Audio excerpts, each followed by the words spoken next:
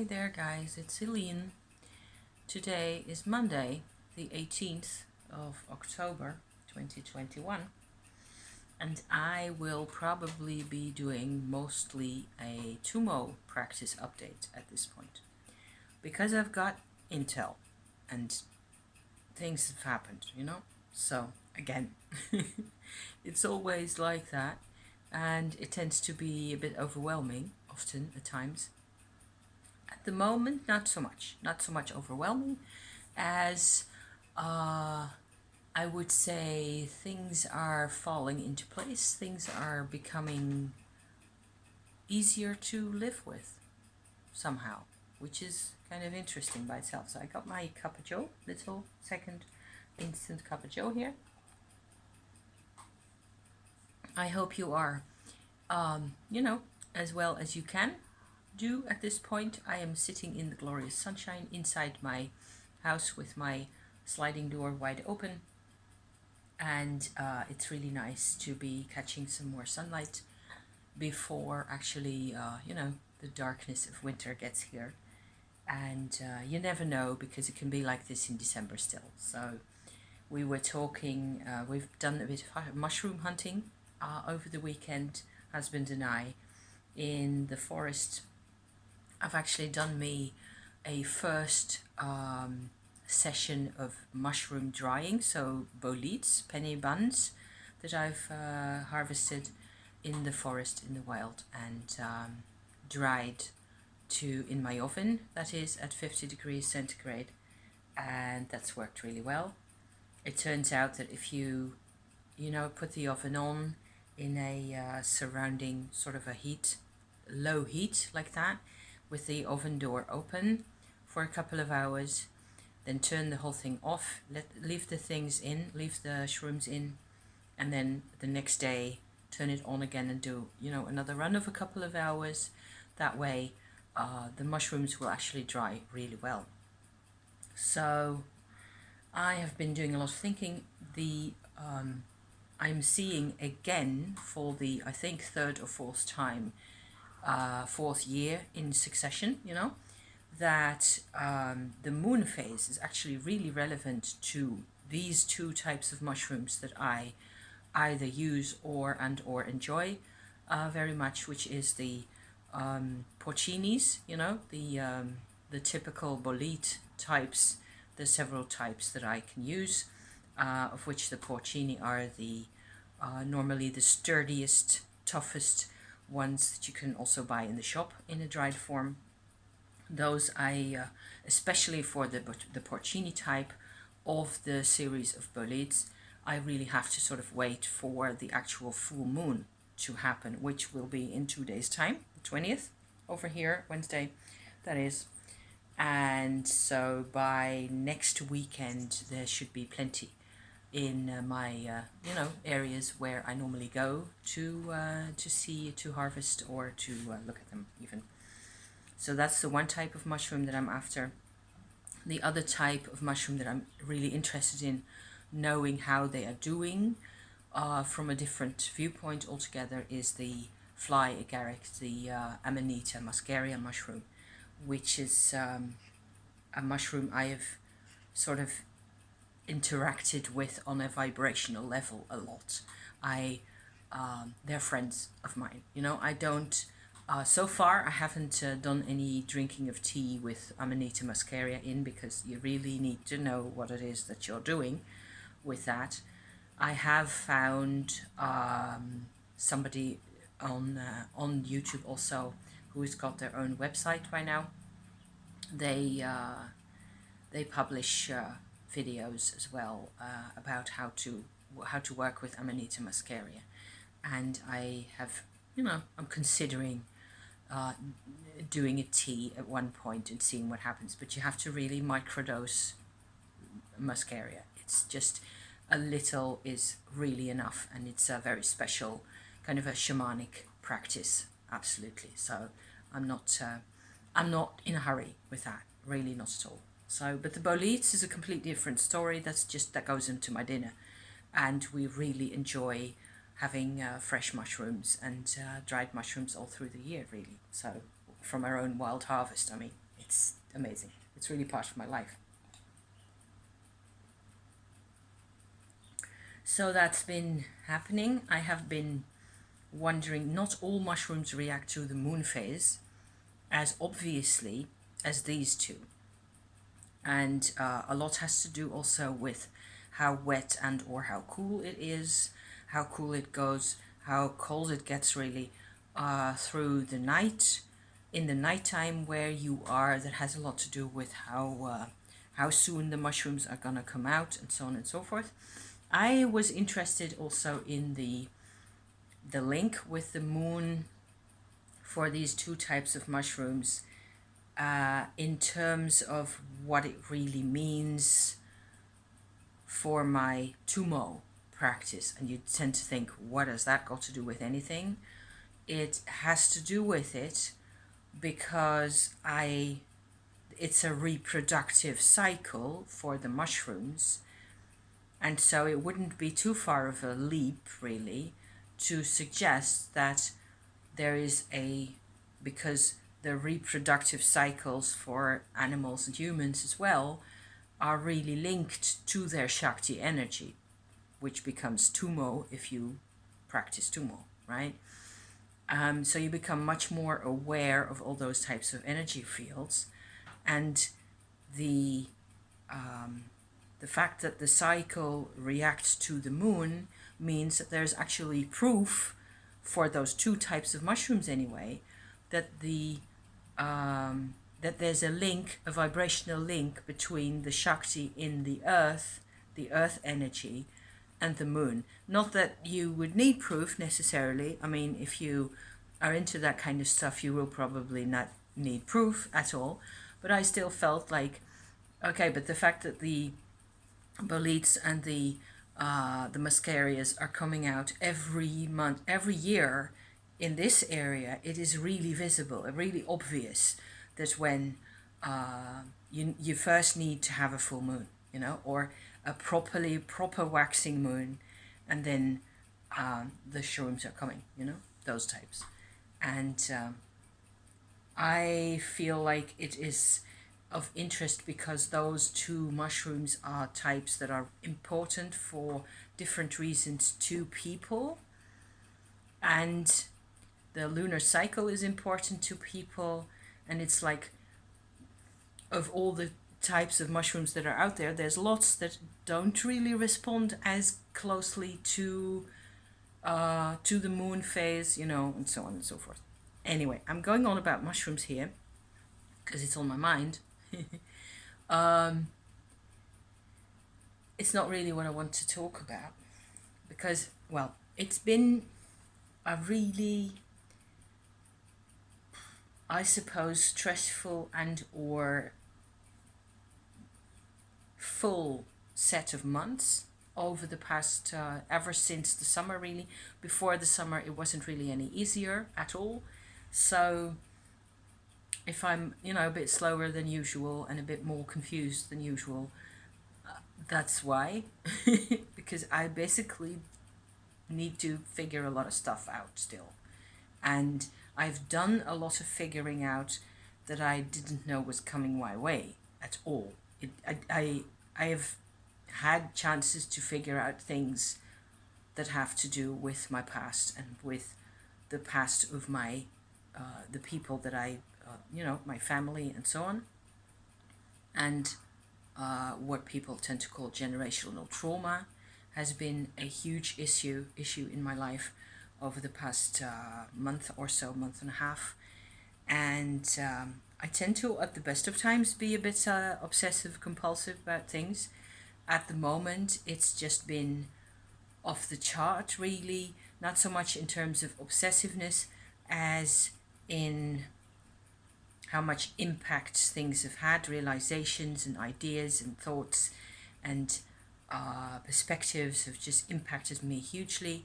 And it's been, some of it has actually been, you've been able to see on my channel. If you follow my my updates, you know what it's all about, right? So it's actually started off with me being able to adopt my great-grandmother's name for the Holocaust monument that they put up in Amsterdam, one of the last cities in Europe to get a proper Holocaust monument. We're going there in November, early November. We're going to visit the monument, so I'm really looking forward to it. On the one hand, also because I'll be shopping in Amsterdam a bit, looking for boots and things, you know. On the other hand, I'm in slight trepidation as well to, you know, actually get there and see all those people's names, and it's going to be, I am afraid it's going to be dramatic. So yeah, it's bound to be dramatic. You can't really stand there and not let it get to you. I mean, yeah. So there's that. But the actual moment of adopting her name and sort of deciding to connect myself to that whole family line, it is like it has breached a barrier for me, which I didn't even know was there that much. So I, after that, in the days and weeks that followed, I just had to figure out a lot of times about what it feels like to actually decide to be connected to those people, whereas before they were just names. And I was in, if you have never seen any of my videos, and if this is all new to you and maybe you were here because of the mushrooms, I don't know. I guess it will depend on what title I put underneath this story here, right? I was sort of, in all my life, I'm 55 now as I sit here and talk to you, I was prevented from having a lot of connection with my family members or the members of my household that I grew up in due to generational trauma, war trauma, and divorce of my parents, and a couple of other, you know, factors that sort of entered into our lives, or that were always there, moving house, you know, way too many times, and so on and so forth. So the whole theme of human connection and feeling connected and feeling like you belong to a group of people or a tribe or something like that is really very new to me. I'm still capable of, you know, sort of letting it become a part of me, but it's a lot of work, and a lot of the work actually happens beneath the surface where you can't really tell what's going on, and you have to be sort of patient with yourself and just, you know, take it one day at a time and see what happens. But it's also been a very healing process. And so in terms of how that has looked for me, I have been doing a bit more of what I find to be really helpful for trauma healing, really inside, is left-handed drawing. I've done another session of an hour or so, slightly more than an hour, since the last time I did a video about this, because I was really surprised at the time at how well it worked, really. Where I'm normally a right-handed person, artist, you know, I draw and write with my right hand easiest, but using my left hand for drawing with, you know, markers or inks and brushes or even, you know, anything like that. Pastels, even oil pastels I've used as well. I have found that because you cannot sort of tell I cannot tell my left hand to do what I believe to be the right thing as well as I can tell my right hand. My right hand is trained at obeying what it's being told to do, in terms of drawing, certainly. And so there's all these ideas about perspective and anatomy or landscape, you know, things or colors or lighting or whatever have you, you know, that are really technique. You know, it's just the tech of the artist, basically.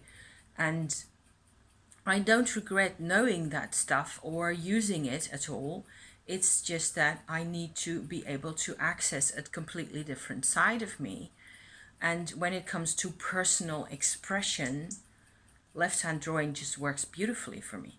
So I did another one. I don't think it's particularly necessary for me to show it to you. I might at some point later, or when I have more drawings or done more sessions. I believe doing a session of an hour or an hour and a half once every 2 weeks will be really helpful for me. So it's one way I can actually do my own therapy, if you like. I can actually make myself pay attention, basically, to parts of me that normally never used to get a voice. The parts that need and want human connection.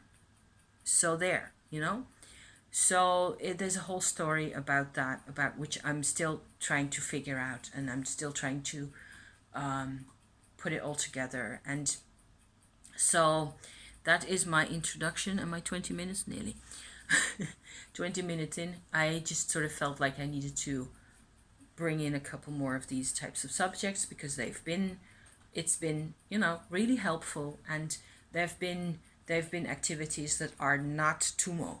So the Tummo is the other half of my story, really, where the one half would be creative work and therapeutic types of work, and watching videos on YouTube about trauma problems and what it does to families and things like that, and communication issues and connection issues between people and all that type of stuff.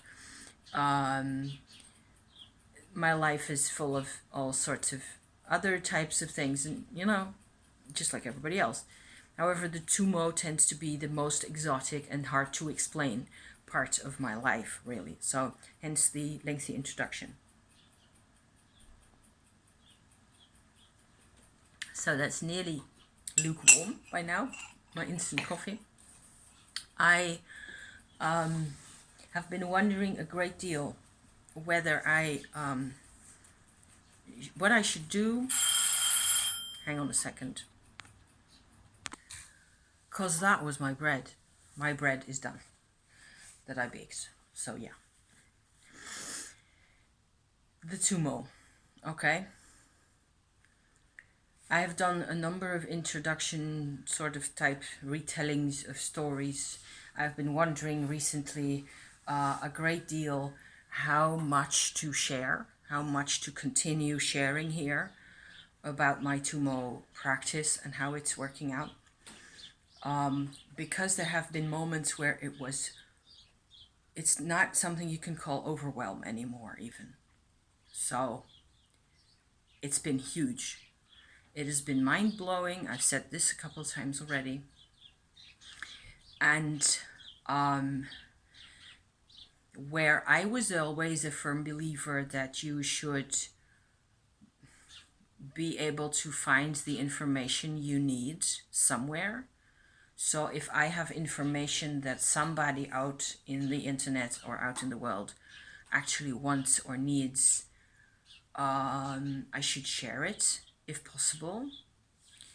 I don't think that I'm at the moment in what I'm doing in my practice, apart from the part that I am actually going to talk about, okay, in a bit. I feel that there's areas to this practice, let me put it this way, there's areas to this practice that are kind of off limits to talk about, because it just goes too far. It's like talking to God. It's personal. You can't really share about that kind of thing. And so far, I've been more or less sharing everything that was to share about this whole process, because there isn't that much intel about how this works on the internet at all. So I felt like it's what I do. I find it enormously beneficial. I've got huge gain on all sorts of levels from practicing Tummo the way I do. And so I feel like, yeah, why not share the healing, the healing path, as well as the processes and the techniques. If I benefit from them, maybe it'll inspire somebody. More tea, Chinese to Yunnan tea, to help the coffee go down. Okay. and to help my help with hydration generally. So I've been even kind of scared because of the sort of a restricted area, let me call it that, in my Tummo practice that has been overwhelming and mind-blowing and just too big for words, really. Because of the way that felt, I have been hesitating quite a bit how much to continue talking about Tummo here. Because I can't really tell whether the mind-blowing parts are unavoidable, whether you cannot. I believe, really, that it is possible if you decide for that kind of thing, if you have a grip on this kind of a process in your own life. If this is you, okay, you're doing this practice with some of the instructions that you can actually find on my channel, you could start a Tummo practice for yourself easily, okay? But you always have to be aware that you decide how far you want to go with this. You decide. It's your choice whether you go a million miles or you decide to do, okay, so this part and this part I feel really comfortable with. This is what I want. This is what I need. I do this once a month and done. And that's it, you know? I believe that it should be possible to do just that. And what will happen if you don't let yourself get completely carried away by the Shakti energy and all the rest of it, like I have, okay, you will have to put a lot more effort in regenerating the Shakti energy in your system and sort of bring it into an active state again. If you do it once a month, you know, you will have to sort of walk the whole of the path all the time, and it will be more work. As if you do it more often, it gets easier and faster, and the field of the Shakti energy stays available at whatever level you have been working on it. So those are, it just depends on how hard or easy you want to make it for yourself. And there are some mind-blowing parts that I suppose I cannot really be responsible, you know, for how a person would engage with that part of the universe. Because you were engaged with that part of the universe, the restricted part of the universe, you know, the mind-blowing parts of the God areas and angelic and divine vibrations were part of your life before I said anything, you know? So maybe I shouldn't just be over responsible about this. Maybe I should just put it all out there and good luck with it, you know? I really don't know. So having said that, I have two main new Tummo notions that have come to me. I will not do a reintroduction because we will be here all day. Let me see how much time I'm in. Okay, 23 and a half. Fairly reasonable. I don't want to make like a 1,000,000-hour long videos because that will just bore the pants off everybody. It is possible to do a Tummo transmission. So where I have done in the past, I have done Shaktipat videos where I believe by now I could do them again or similar, you know, and they would be 10 times stronger. No doubt about that. I don't think I will do that because I just don't feel the need to do that. There's work involved to obtain a direct connection and a knowledge, a working knowledge of your Shakti energy.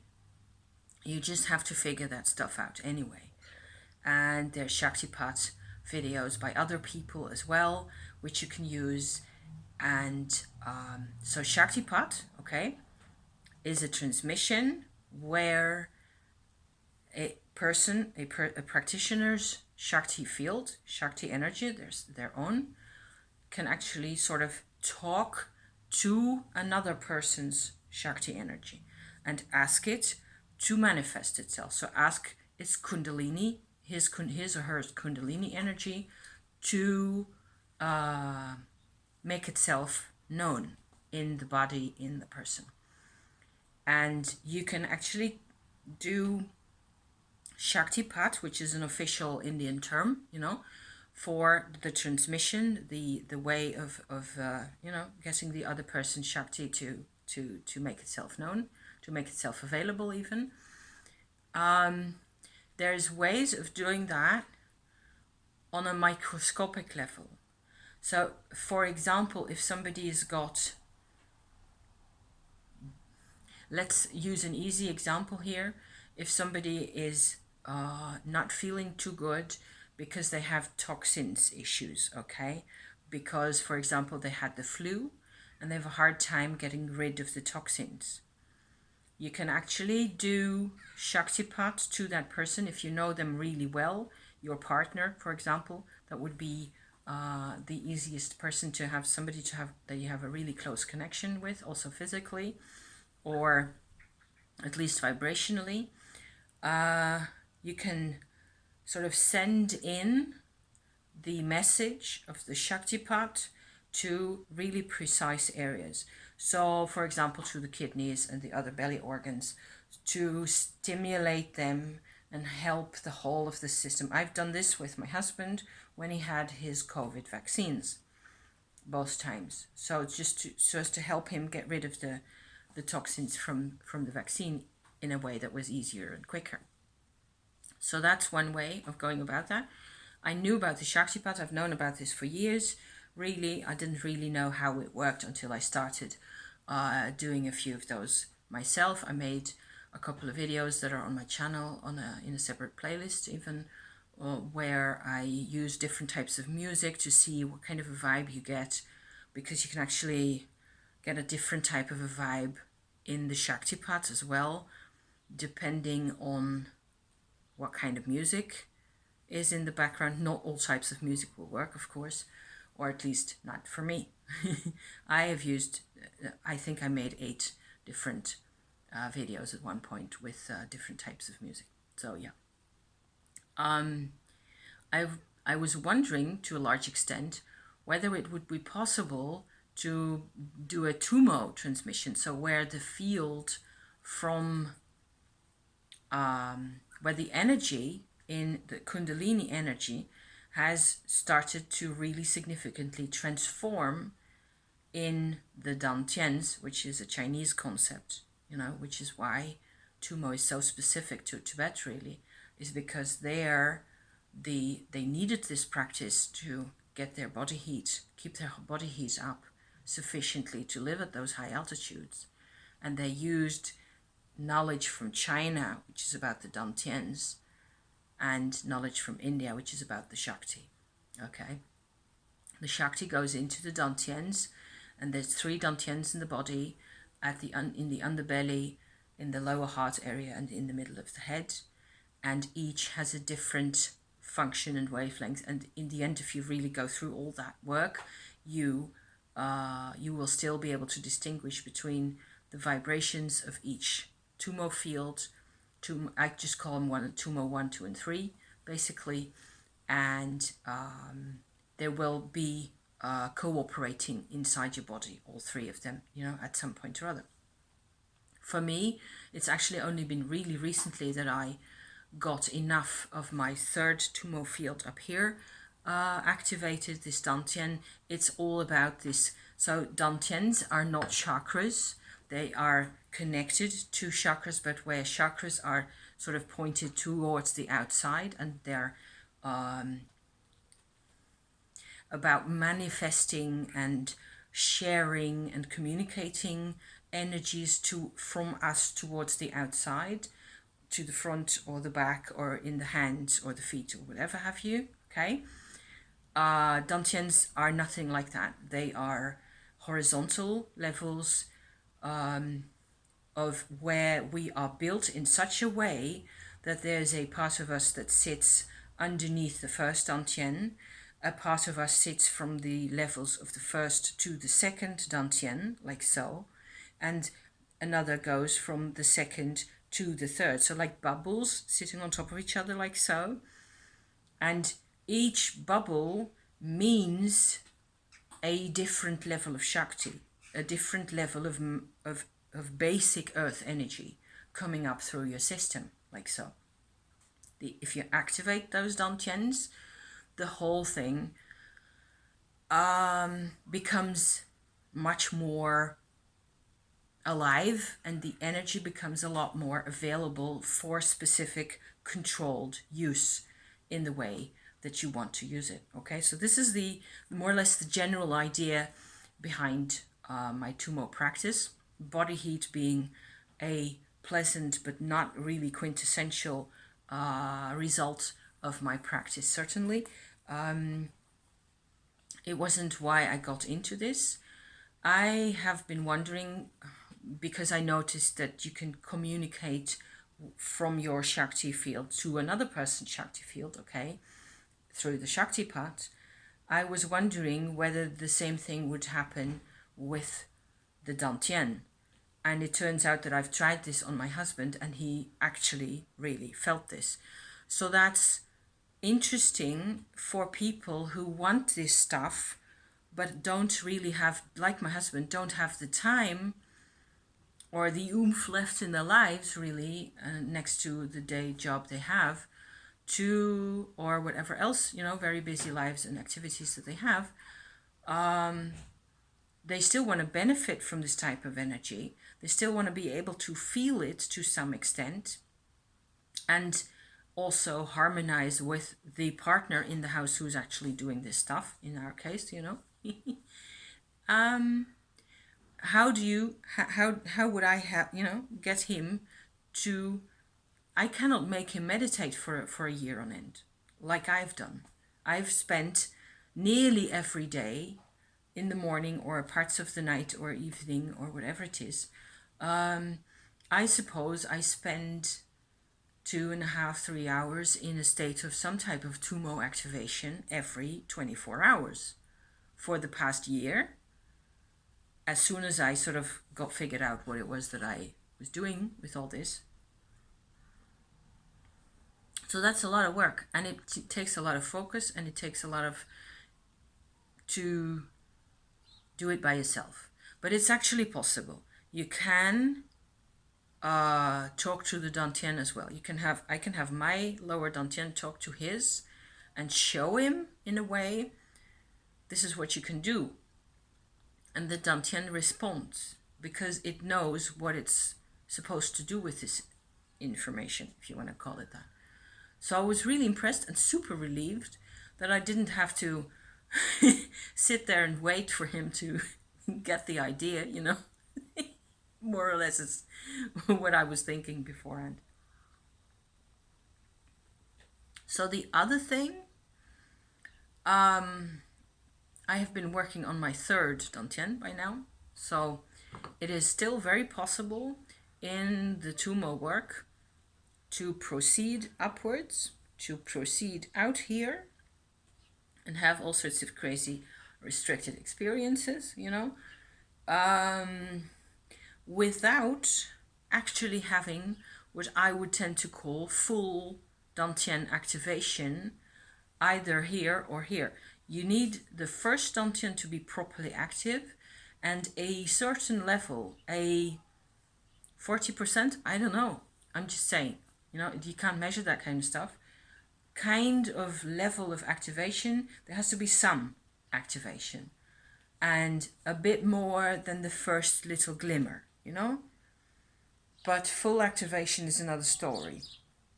So I've noticed that whatever I had done on this area in here hadn't really been enough. Also because I didn't really feel that much happening, and it was last week that I got my third Dantian properly activated for the first time, and it actually feels like I am a lighthouse with a except it doesn't go round and round like so. It's just light, okay, coming out of one's skull in surrounding area like that. Very funny. Very specific kind of a practice that has to do with that. Won't go into any more details. In general, it feels really good. I have had to have more detoxing happening again, where it seems like there's a sort of limitless supply of toxins inside all the crannies of this brain here that need to, be gotten rid of. So drinking lots of hot water and enough exercise, enough being outside in general, and so walking in the forest with, looking for mushrooms, perfect, and or also hot baths and things like that tend to help quite a bit to get rid of the whole toxin business. The interesting bit for me, so yes, I'm actually going to get to an interesting bit at 35 minutes, hopefully. Maybe you find this as interesting as I do. I've been working on my chakras inside the earth. So beneath my feet, I have come to notice what I call chakras, okay? There's more people working on this kind of stuff in the internet. I have found a number of people who tend to, well, so far I would say that there is most of the people who are actually interested or talking about other than the 7 chakras that we know, okay? Chakras up there that are immaterial and chakras inside the earth.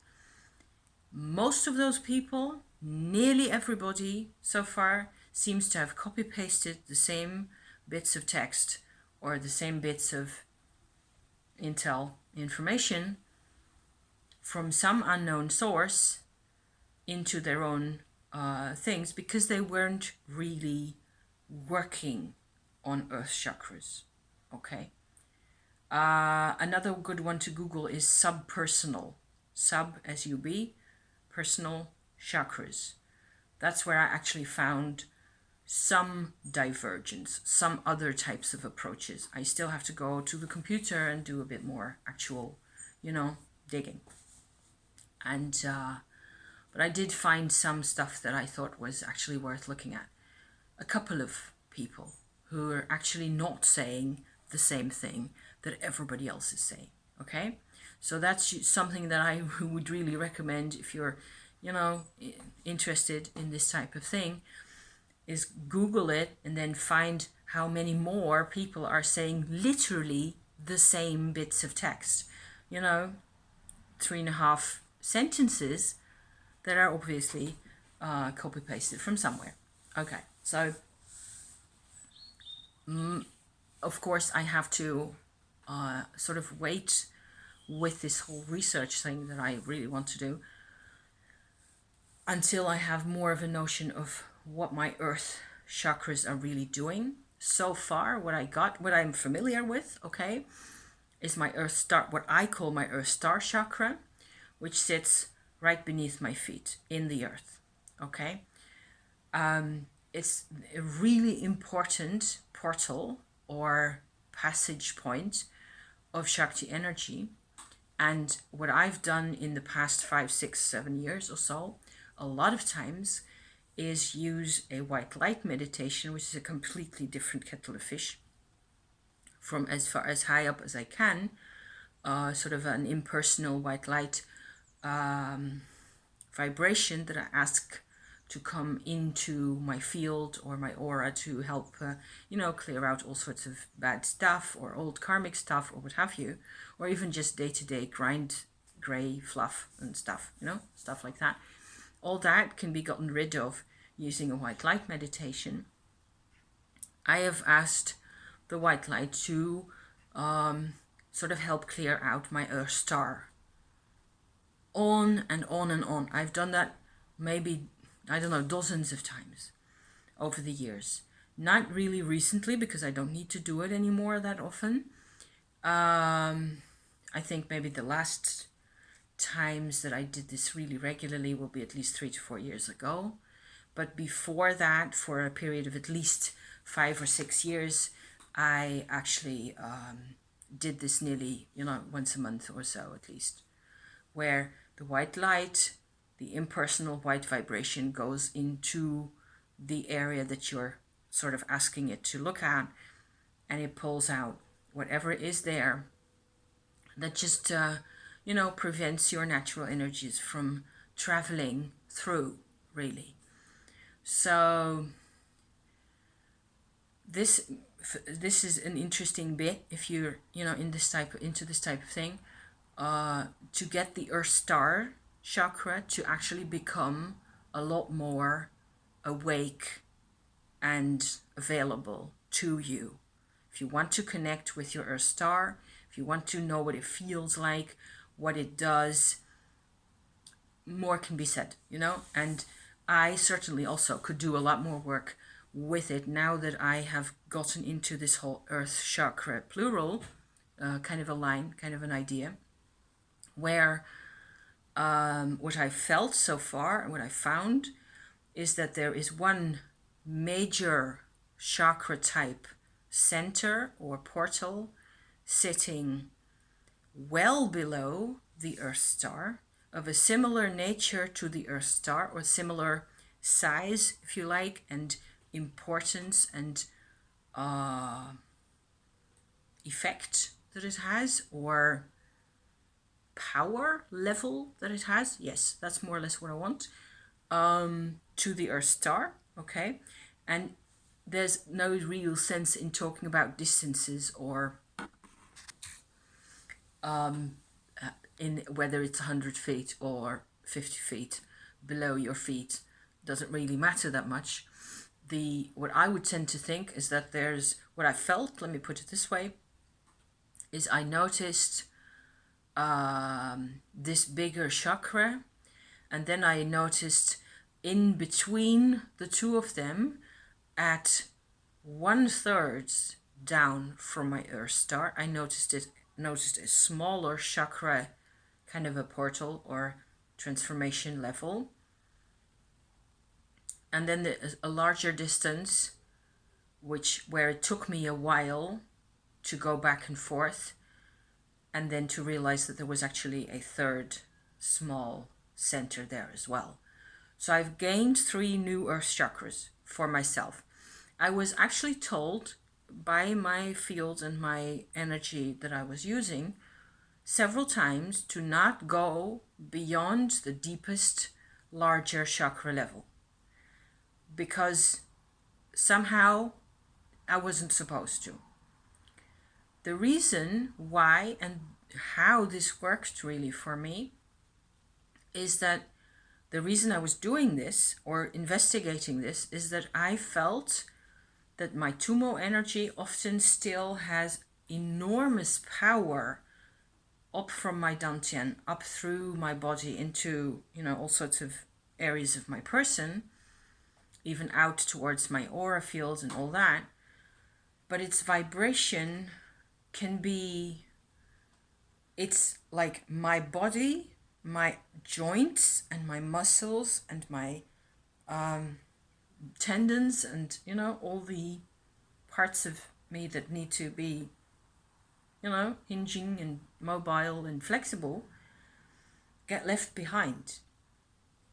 The Tummo wasn't enough of an earth power for my body. My body wasn't completely at ease with my own Tummo field yesterday. This has been the case all year long, really. And I've been having, this is probably what is my main menopause effects that I'm having at the moment, is sore-ish joints, general stiffness, difficulty getting up from my chair, and so on and so forth. A lack of a particular level where it just seemed I was working over here the whole time, and this is where my body is sitting, and it gets kind of left behind in the practice, even with Shakti energy. So this is what I did. Here's what I did, okay? I just went into my first level Dantian, first level Tummo activation, and then turned down the Tummo energy. Instead of it going up here, I sent it down as it was into the earth. This may sound like complete gibberish if you could just try it out for yourself with or without the Tummo. It is a focus thing, basically. We can focus our energy wherever we want. If we choose to send it somewhere, it will actually go there. So that's what happens, okay? I sent my Tummo field, so not the Shakti going up. The Shakti went into my Dantien first, my first Dantien in my belly, got transformed to that level that I'm used to using as Tummo 1, okay? Then that field I sort of sent back down into the earth, where the difference between the Shakti energy and the Tummo energy is that the Tummo is slower and easier to use, more available, more condensed in all sorts of ways. In general terms, that's how you can sort of look at it, okay? That energy I asked to connect and harmonize with whatever point it would feel would be useful, not the Earth star, but deeper down, okay? I sort of said to my Tummo, go ahead and look in there for a part of our channel that is between us, or me, my root chakra, and the heart of the earth, like so. This is the heart of the earth, and this is me up here. There's a whole channel here that links us together. What points are there deeper below the Earth star that we can actually connect to, and that would make the Tummo field sort of go down a couple of notches from this going like crazy off into the, multiverse, like that tendency which it has to have, which it has to do, it's what it does by itself. Instead of that, can we just mix it with a couple of, preferably a couple of earth energies that will just sort of weigh it down just enough so that my joints and my, articulations and all this would actually benefit from that. So they would feel a bit more like I am grounded, like my muscles and my innards are grounded, and they finally, this here is getting what it really needs from the earth, which is a matter of me choosing to connect with other energies than what I am completely used to, than what is normal. You have to, if this path isn't satisfying you, then go look for another path, is what I would tend to say, right? Is what I've done. So it actually worked. It worked fairly quickly, and I stayed with my deep down chakra that I have no name for at this point. And I can't really internet things because the names they're using don't make sense to me. So let me just call this my deep down chakra, which is the big one that looks and feels a bit similar to my Earth star, okay? And then first the one little one and then the other little one sort of joined in. I found one little bit of intel that I think is useful for me now, is that the first little chakra down from the Earth star is supposed to be a repository of tribal, family, clan energies. So, yeah, that's kind of neat. It just depends exactly on which ones you say are, which one's number one and how many you count down from there. It's not so objective. It's hard to make objective. 49 minutes. Wow. I'm nearly hoarse. It worked really well. I could sort of, within 5 minutes, I could feel the effect in my joints and in my body. I was lying in my bed doing this. I slept for an hour. I got out to have a cup of tea because I was really thirsty. Then got back to bed. Still could feel the warmth. It's like the Tummo became a bit more of a sauna effect in my body. I could actually just sort of give over my body to this vibration. So that was blissful. And I can still feel the benefit at this moment. And I felt it all morning. So that was pretty awesome. So I just had to tell you about this. Sorry for the endless introduction and the endless bits about completely different things. Witchy check-ins, you know, life. I'm gonna quit it right here, hang up the phone and get myself into the bath, I think. Because detoxing still going on, you know, all these levels. I just have to write it all down to keep track of things, because otherwise I'm gonna be completely messed up. Gonna see what my bread has done, what my bread looks like. Thank you so much. If you lasted all this time, you really are amazing. You know that, don't you? I hope this benefits you in some way or another. Maybe, you know, there's even some little impression of this whole Tummo field that I'm having here. I feel pretty awesome. I am getting older as we speak, and so are you, I'm afraid. But the field is better, lots and lots better, and I can see still many more improvements that can be done on the field and on us. Okay, so I wish you all the best with all that, and with whatever else it is that you're doing. Thank you for being here, my friends, and I'll see you again next time. Okay, see you. Ciao.